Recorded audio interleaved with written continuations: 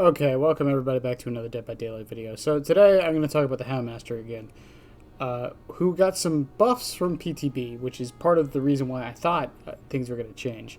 However, after playing her on stream for about 3 hours or so, 2 to 3 hours give or take, I'd say about 10 games-ish, I don't like this killer. And just like in my last video, I hate to say that I'm saying that. Like, I want to like this killer. The aesthetics are there. The idea is fundamentally something I really enjoy.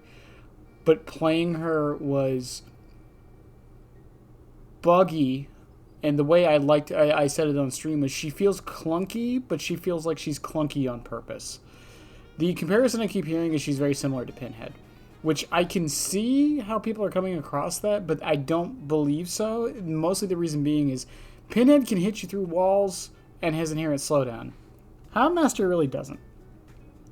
So the chase power, the main thing where you can throw the dog forward to get people, the hitbox on this is so precise that if you miss it by even a millimeter, you're not hitting the survivor, and you're not getting your hit from that. Even if you do manage to hit the survivor with it, depending on certain situations, you might not even get a hit.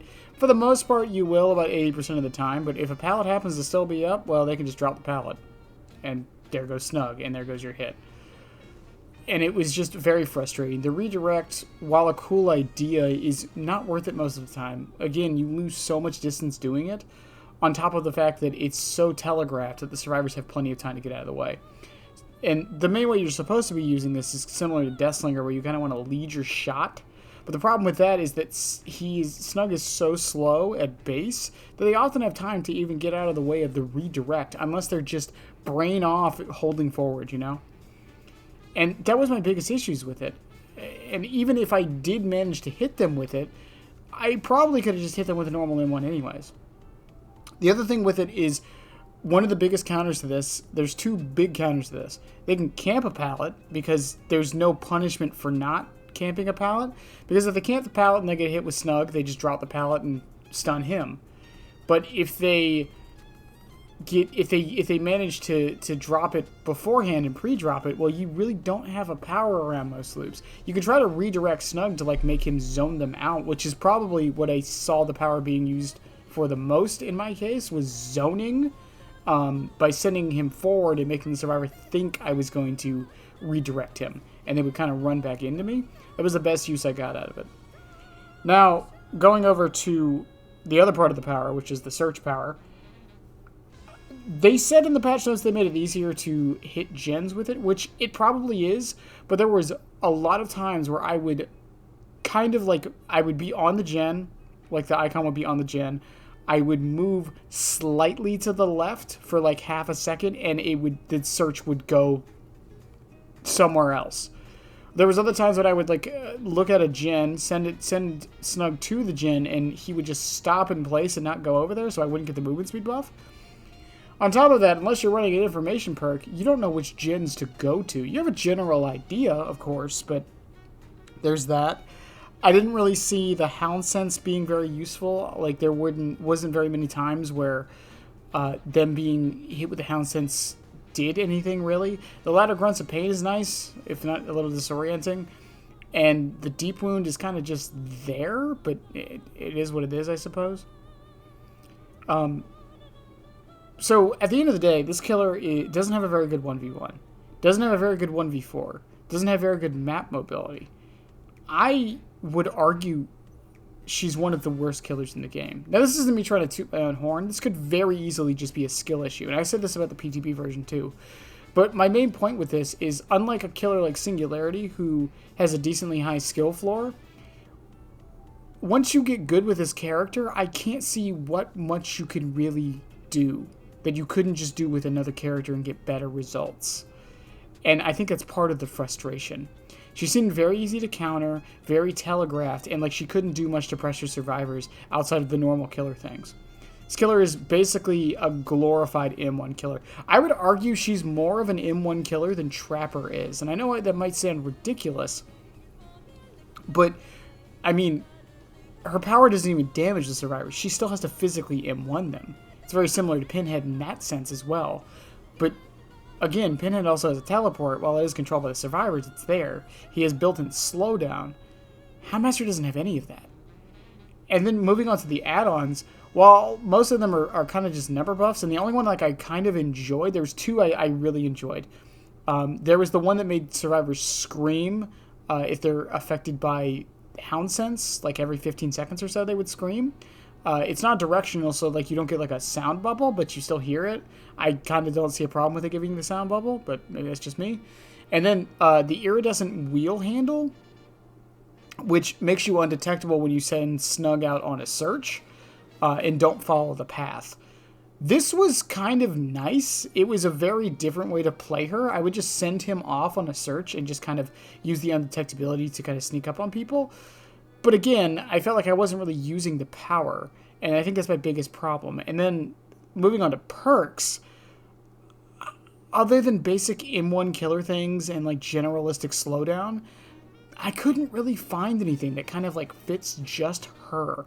I couldn't find anything that like fits into a slot that it's like, yes, this is the build you want to run for her. It's not like how certain killers can make some perks work better. Even things like Stabiffle didn't really seem that great. The good thing about Stabiffle on her is you can M1 someone and then you can ready up the dog and then M1 in the beginning. Granted, if they don't dodge it. And that's the biggest thing. Again, I want this killer to be enjoyable for me, but they just aren't. And if anyone of Behavior is listening, the few things I want to do, because I don't think she needs buffs. I don't think she needs number tweaks. I think the biggest thing she needs is, I think that Snug needs a bigger hitbox. Obviously work on his AI, because, God, sometimes it's bad. And honestly, like, if they just gave Snug a bigger hitbox, I think that alone would make me enjoy her more.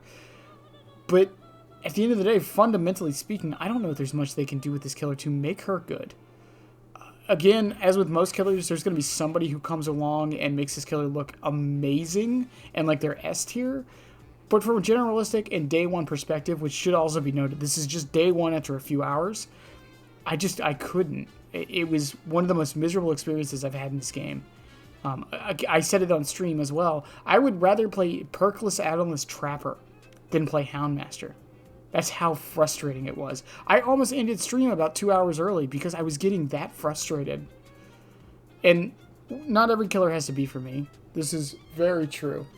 But I don't know. It's just weird because even the killers that have not really been for me over the past couple years, I have managed to enjoy in some way, shape, or form. Something about them. Artist isn't really a killer that I'm like frothing at the mouth to play, but I enjoy playing her. Same with Pinhead. Same with Nemesis. Like, there's a lot of killers, even Skull Merchant, Dracula is not really my personal favorite, but I still play him and enjoy him when I can. Xenomorph is another one. Houndmaster's the first one in a very long time that I'm just like, I don't get it. And to the people who do, to those few players that are enjoying her, more power to you. And I hope she doesn't get left by the wayside because she's a very interesting design. And it does look like a lot of passion and work went into this character. And I feel kind of bad that our first like original chapter since the Unknown kind of sucks. It's not even getting into the perks, which I'm going to make a whole separate video about, more in depth. But basically, Thunder Thighs is very map dependent and not that good. It's fun. Jagged Compass is great in a Scourge Hook build, but you could just bring Agitation and mostly get the same use. However, its combinations with a couple of other perks are really good, like Floods of Rage and Get to Pain. And the last one, I think it's No Quarter, basically the Merciless Storm for skill checks, or for healing. It's okay. I didn't really have much time to test with it, but even when I use it on PTB, the fact that it only affects self-healing is probably its biggest problem. If it affected all healing, I think it would be okay, like decent. But the fact that it's only self-healing kind of hurts it a lot. And then on the Survivor end, the new invocation is not that great for a lot of reasons. For one, you can't combine it with the other invocations, so you have to do them separately, which sucks.